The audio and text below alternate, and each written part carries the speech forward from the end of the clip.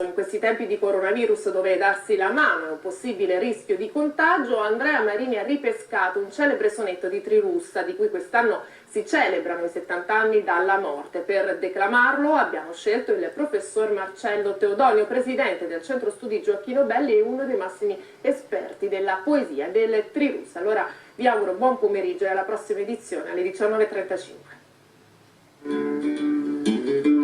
La stretta de mano. Quella de dà la mano a chi che sia non è certo un'usanza troppo bella. Te può succedere che strigne quella d'un ladro, d'un ruffiano o d'una spia. De più la mano, asciutta o sudarella, quando ha toccato qualche porcheria, contiene il bacillo d'una malattia che te entra in bocca e va nelle budella.